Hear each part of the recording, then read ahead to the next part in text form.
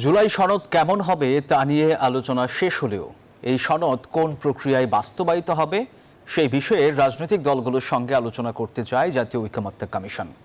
Commission সহসভাপতি অধ্যাপক আলী রিয়াজ বলেছেন, জুলাই সনদ বাস্তবায়নের প্রধান এবং মৌলিক দায়িত্ব রাজনৈতিক দলগুলোর। জুলাই সনদ বাস্তবায়নে এর আইনি ভিত্তি চেয়েছে কয়েকটি দল, তবে বিএনপি তার বিরোধিতা করেছে। দ্বিতীয় দফায় ২৩ দিনে ৩০টি রাজনৈতিক দল এবং জোটের সঙ্গে দীর্ঘ আলোচনা শেষে চূড়ান্ত হওয়ার পথে জুলাই সনদ। তবে এই সনদ বাস্তবায়ন করবে কে, এ নিয়ে এখনও একমত হতে পারেনি রাজনৈতিক দলগুলো।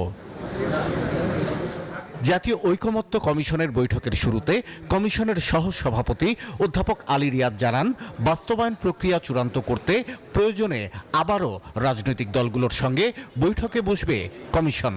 আমরা মনে করি যে বাস্তবায়ন প্রক্রিয়ার ক্ষেত্রে প্রধান এবং মৌলিক প্রাথমিক দায়িত্বটা রাজনৈতিক নেতৃবৃন্দ। তবে সনদ বাস্তবায়নে মতভিন্নতা আছে রাজনৈতিক দলগুলোর মধ্যে।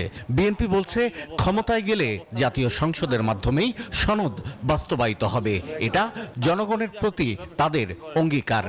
জাতীয় ঐকমত্য কমিশন কর্তৃক জুলাই জাতীয় সনদ ২০২৫ নামে যে খসড়াটা আমাদের কাছে প্রেরণ করা হয়েছে এবং সেখানে প্রস্তাব আছে যে সরকার গঠনের ২ বছরের মধ্যে এই অঙ্গীকার এবং প্রতিশ্রুতি বাস্তবায়ন করার জন্য তারা যে প্রস্তাব দিয়েছে আমরা সম্পূর্ণ একমত। অনেকগুলো রাজনৈতিক দল মনে করে চলতি সরকারের মেয়াদেই অধ্যাদেশ জারি অথবা গণভোটের মাধ্যমে সনদকে আইনি ভিত্তি দেওয়া উচিত। এটা আমরা এতদিন যা কাজ করছি, যদি এটা আইনি ভিত্তি না দেয় তাহলে এটি জিরো।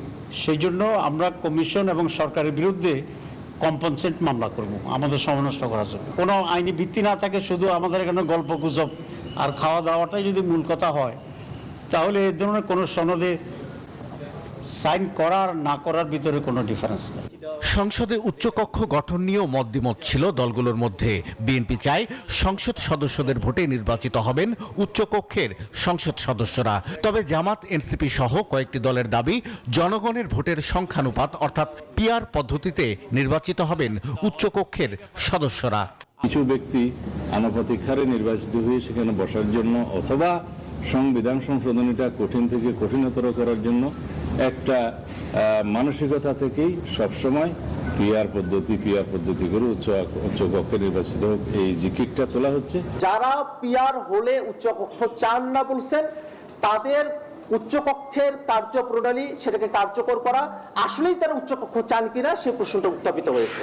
বৈঠকে সরকারি কর্ম কমিশন, দুর্নীতি দমন কমিশন, মহা হিসাব নিরীক্ষক এবং ন্যায়পাল নিয়োগের বিধান সংবিধানে অন্তর্ভুক্ত করার সিদ্ধান্ত জানায় কমিশন।